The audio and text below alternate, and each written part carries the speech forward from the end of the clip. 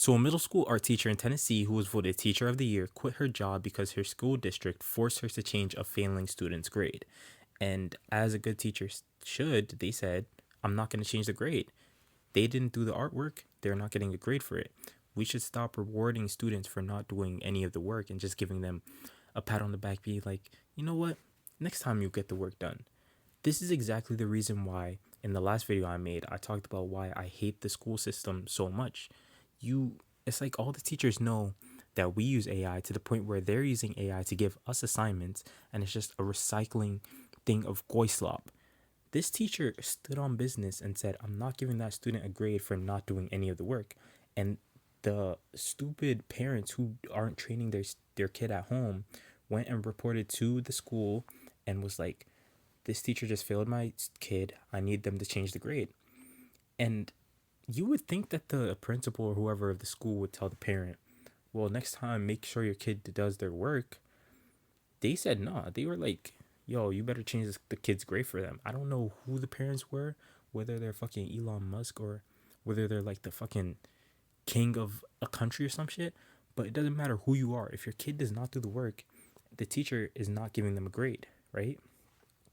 And this is not about giving them some points like at least you tried. The kid didn't even try. They didn't even do the work. It's literally art class. It's art class. You just draw. In your middle school, they're not gonna make you do like a fucking Mona Lisa or some shit. Genuinely, I'm in high school right now, going to my senior year. Last year when I was in Intro to Art, there were people in my class who didn't even just want to draw just like 3 colors on a paper. Like, it's gotten to the point where we've pushed students ahead for doing nothing at all in class, letting them pass, go into the next grade, to the point where they think they can do completely nothing and just go without like any consequences. They just need to have a D or whatever, or C, and they get to go to the next class. We should start like punishing students for not doing their work. Of course, it's not like all the time I do my work, but if I get punished for not doing my work, I'd understand. But it's these stupid students who don't do their work and get mad or tell their parents when they get a failing grade for it. Your parents should not shield you from not doing your work. If you didn't do the work, your parents should be the ones to first of all reprimand you and give you a punishment. Make sure you do the work and then submit it to the teacher. If you came back with your parents or something and your parents showed that, hey, I spoke to my kid and we have the work done now, the teacher would probably be more than welcome to give them a grade. She seemed like a very kind woman.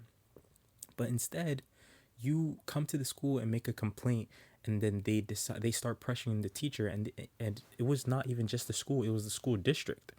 And they ended up getting her on CNN, and like she told them what she had to say about the whole situation. Was like, yeah, I'm not going to stand for that.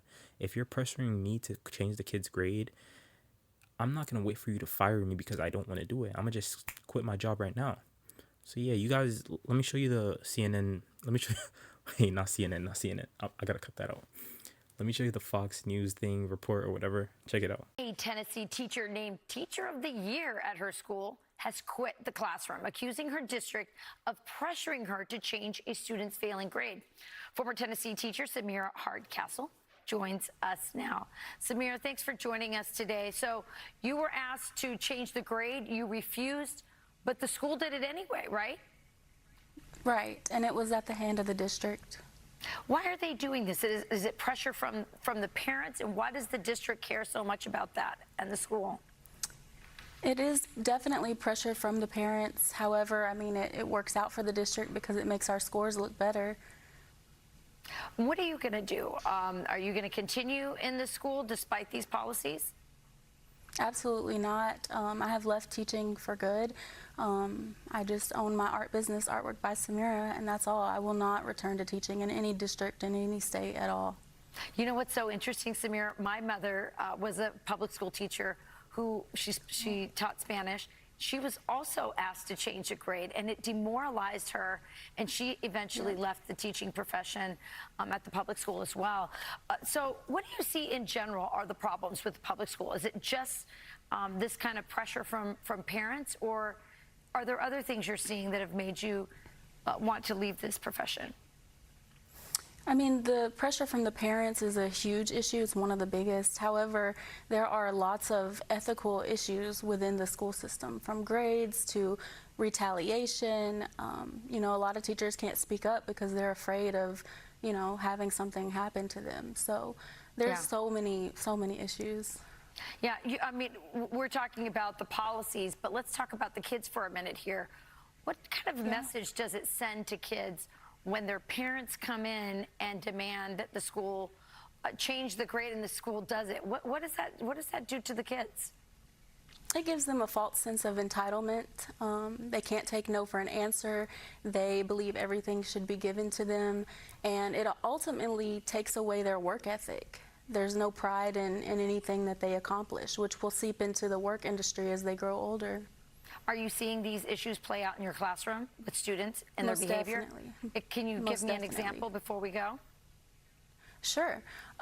So when we have behaviors, you know, we try to talk to the parent side with the child. We want to write them up and document it. We're not allowed to because the district will come down on our school.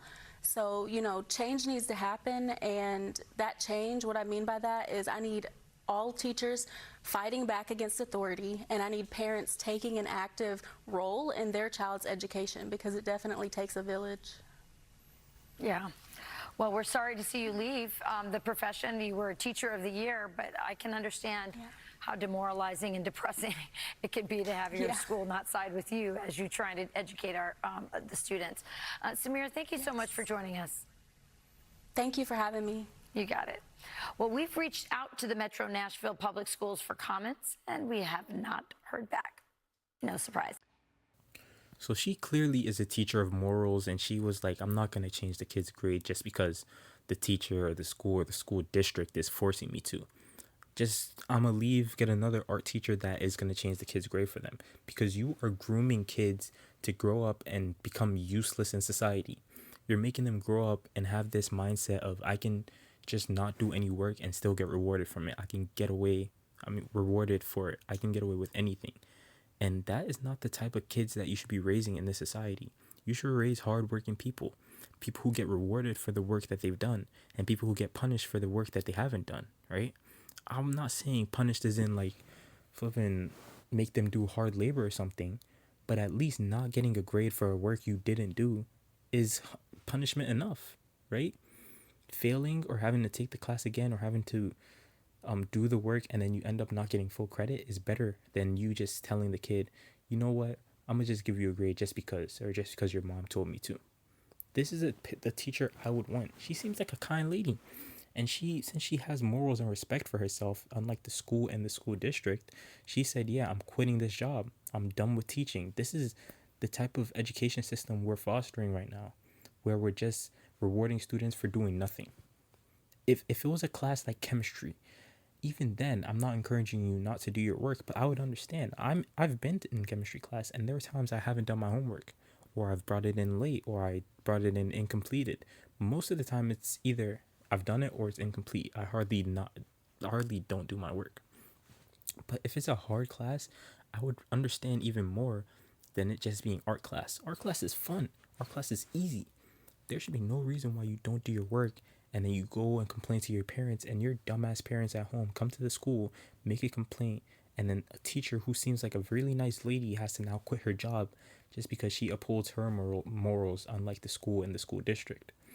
But once again, I talked about this in my last video. This is the reason I hate the school district, because everything is just becoming a loop of AI passing students for not doing any work, and you have to sit in the same class with these students who don't do any work and they just want to distract you, disrespect teachers, interrupt lessons, and then you have to put up with this shit just because people's parents complain, because the school district doesn't have any balls to tell the kids' parents, your kid's not going to the next grade because they don't do their work.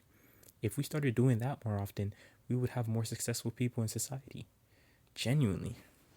Yay, but I just wanted to bring this to light. I love that teacher. And I like that at the end where the lady was like, yeah, we reached out to them and they didn't reach us back. And then she was like, no surprise. Well, we've reached out to the Metro Nashville Public Schools for comments, and we have not heard back. No surprise. But yeah, hope you guys enjoyed the video. Please, please, please help me get to 1,000 subscribers by the end of the year. Hey, we got what? January, February, March, April, May, June, July, August, September, October, November.